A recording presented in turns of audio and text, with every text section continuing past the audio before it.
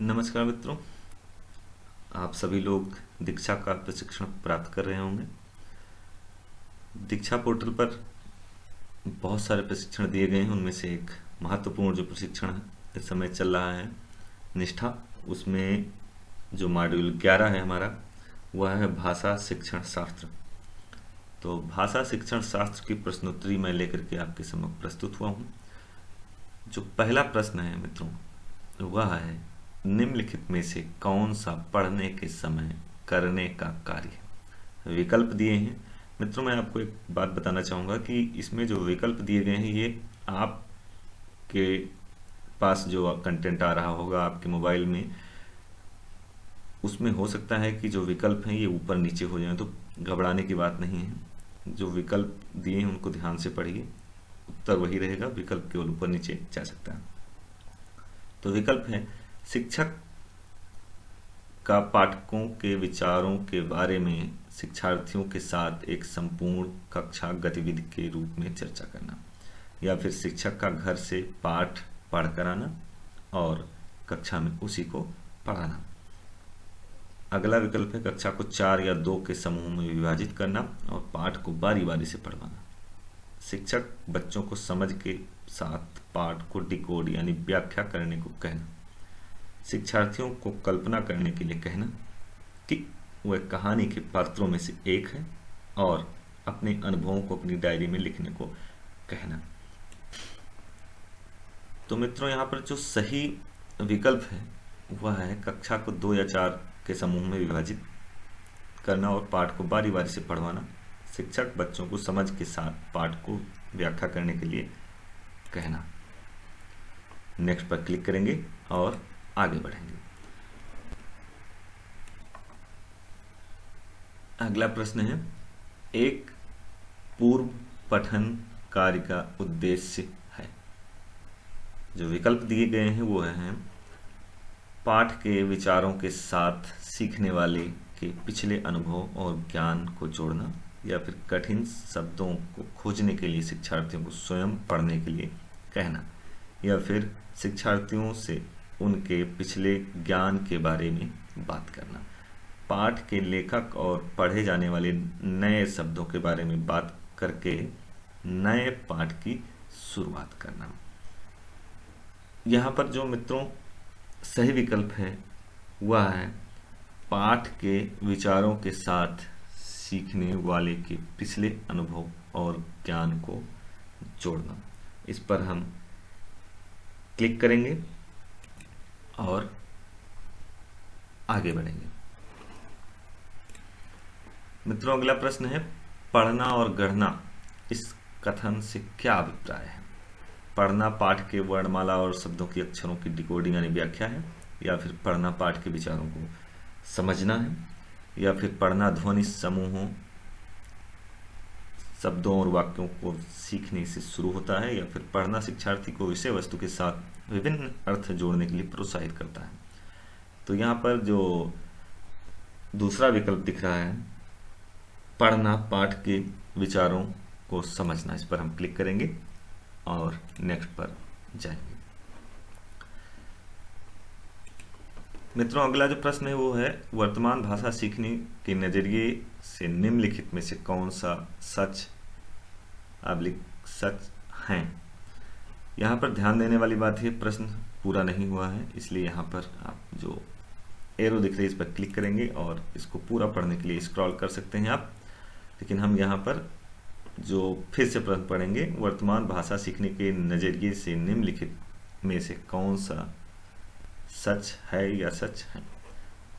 सुनना, बोलना, पढ़ना, लिखना, ध्यान देना और सोचना एक साथ विकसित होता है, या फिर दूसरा विकल्प कह रहा है सुनना, बोलना, पढ़ना, लिखना, ध्यान देना और सोचना एक रैखिक तरीके से विकसित होता है। तीसरा विकल्प कह रहा है लिखने से पहले सुनना, बोलना और पढ़ना विकसित होता है। चौथा कह रहा है लेखन एक भाषा सीखने में शिक्षार्थियों द्वारा विकसित किया जाने वाला अंतिम कौशल है।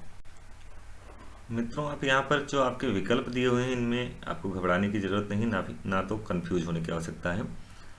पहला विकल्प और दूसरा विकल्प जो दिया हुआ है इसमें दोनों में समानताएं आपको दिख रही हैं। कहाँ तक सोचना 1 तक। उसके बाद थोड़ा सा चेंज आता है, ये कह रहा है साथ विकसित होता है, ये कह रहा है रैखिक तरीके से विकसित होता है। तो जो पहला विकल्प है सुनना, बोलना, पढ़ना, लिखना, ध्यान देना और सोचना एक साथ विकसित होता है, यह सही है। अब पहला विकल्प यहाँ पर हम पहले इस पर क्लिक करेंगे, मिनिमाइज कर देंगे और आगे बढ़ेंगे। तो हमारा जो पहला विकल्प था वह क्या था, यह सही था। सुनना, बोलना, पढ़ना, लिखना, ध्यान देना और सोचना एक साथ विकसित होता है,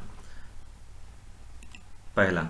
अब पहला ये है, ये भी कह रहा है सत्य है, तीसरा कह रहा है सत्य है, या फिर पहला सत्य है, या फिर दूसरा सत्य है, या फिर चौथा सत्य है। तो सत्य कौन सा है, पहला सत्य है। इस पर क्लिक करेंगे और आगे बढ़ेंगे। आगे बढ़ेंगे, जब बच्चे स्कूल में प्रवेश करते हैं तो हमें मौखिककरण साधनों के माध्यम से भाषा के साथ परिचित कराना है, या फिर उन्हें वर्णमाला के अक्षर पढ़ाना शुरू करना है, या फिर भाषा कौशल का निर्माण करना है। चौथा और अंतिम विकल्प है वाक्य और कहानियाँ पढ़ने के लिए उन्हें पढ़ाना शुरू करना है। तो जो इसमें पहला विकल्प दिया हुआ है वह है मौखिककरण साधनों के माध्यम से भाषा के साथ परिचित कराना है। इस पर क्लिक करेंगे और आगे बढ़ेंगे। मित्रों, अगला प्रश्न आ गया है, निम्नलिखित में से कौन सा कथन सही है अब्लिक सही है। मातृभाषा दूसरी भाषा की शिक्षा में हस्तक्षेप करती है। प्रश्न भी पूरा नहीं हुआ है, यहाँ पर क्लिक करिए, पूरा प्रश्न आ गया। ये कह रहा है कौन सा कथन सत्य है, यानी कौन सा कथन सही है या सही हैं। ठीक है। दूसरा विकल्प दिया है दूसरी भाषा सीखने में मातृभाषा न तो समर्थन करती हो न ही हस्तक्षेप करती है। तीसरा विकल्प कह रहा है मातृभाषा दूसरी भाषा सीखने के लिए एक संसाधन है। अगला विकल्प यानी अंतिम विकल्प है मातृभाषा दूसरी भाषा सीखने का समर्थन करती है। मित्रों, यहाँ पर जो तीसरा विकल्प दिया हुआ है मातृभाषा दूसरी भाषा सीखने के लिए एक संसाधन है और मातृभाषा दूसरी भाषा सीखने का समर्थन करती है, ये दोनों विकल्प सही दिए हुए हैं। अब हम इसको मिनिमाइज करेंगे और आगे बढ़ेंगे। तो यहाँ पर आप देखिए कह रहा है पहला और दूसरा सत्य है, यहाँ कह रहा है कि दूसरा और तीसरा, फिर पहला और चौथा। तो जो हमें सही दिखा था वह था तीसरा और चौथा। अगर आपको चेक करना है तो एक बार फिर से इस पर क्लिक करें और यहाँ जाए, तो तीसरा और चौथा सही है, यानी ये अंतिम विकल्प तीसरा और चौथा सही है। इस पर क्लिक करेंगे, आगे बढ़ेंगे। मित्रों, अगला जो प्रश्न दिया हुआ है वो है बच्चे अब्लिक मानो सीखता है क्या बिना किसी प्रयास के विदेशी भाषा, काफी प्रयास के बिना मातृभाषा, स्कूल में केवल मातृभाषा, बहुत प्रयास से मातृभाषा।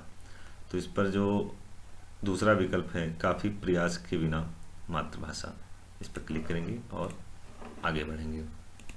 मित्रों, अगला जो प्रश्न है वह है भाषा सीखने में केंद्रीयता का अर्थ है किसी वस्तु को भाषा की चिंता नहीं करनी चाहिए, भाषा शिक्षण का केंद्रीय उद्देश्य केवल विषय वस्तु पर केंद्रित है। या फिर अगला विकल्प है सभी भाषा सीखना मूल रूप से विषय वस्तु सीखना है। या फिर अंतिम और चौथा विकल्प है सभी विषय वस्तु सीखना मूल रूप से भाषा सीखना है। इसी पर हम क्लिक करेंगे और आगे बढ़ेंगे। मित्रों, अगला जो प्रश्न है मातृभाषा आधारित बहुभाषिकता क्या है। विकल्प दिए हैं सभी बच्चे अपनी मातृभाषा में स्कूली शिक्षा शुरू करते हैं और कई भाषाओं को जोड़ते हुए आगे बढ़ते हैं, या फिर सभी बच्चे सीखने के प्रारंभिक वर्षों के दौरान अधिक से अधिक भाषाएं सीखते हैं, या फिर स्कूल में सभी बच्चे केवल एक ही भाषा और अंग्रेजी सीखते हैं। अंतिम विकल्प है सभी बच्चे राज्य की भाषा के माध्यम से सीखते हैं। मित्रों, जो सही विकल्प दिया हुआ है वह है सभी बच्चे अपनी मातृभाषा में स्कूली शिक्षा शुरू करते हैं और कई भाषाओं को जोड़ते हुए आगे बढ़ते हैं। इस पर क्लिक करेंगे और आगे बढ़ेंगे। मित्रों, जो अगला प्रश्न है वह है भाषा सीखने की रणनीति के रूप में बहुभाषिकता का क्या अर्थ है। कई भाषाओं का सीखना, सिखाना और शिक्षण, माध्यम और आकलन के रूप में एक ही भाषा में विषय वस्तु सीखना। अगला विकल्प है कक्षा में शिक्षण अधिगम के लिए बच्चों की भाषा और भाषा का उपयोग करना। अंतिम विकल्प है त्रिभाषा सूत्र को लागू करना। तो यहाँ पर मित्रों जो सही विकल्प है वह है कक्षा में शिक्षण अधिगम के लिए बच्चों की भाषा का उपयोग करना। इस पर क्लिक कर दीजिए और आगे बढ़ते हैं। हमने 10 प्रश्न मिले और 10 का हमने उत्तर दिया है, कोई भी प्रश्न स्किप नहीं किया है। सबमिट कर देते हैं और आप स्कोर यहाँ पर देख लेंगे, 10 में से 10 मिल चुके हैं। आप भी सरलता और सहजता के साथ आराम से इस वीडियो को देख करके और इस प्रश्नोत्तरी के सभी प्रश्नों का सही उत्तर दे करके आसानी से प्रमाण पत्र हासिल कर सकते हैं। बहुत बहुत धन्यवाद।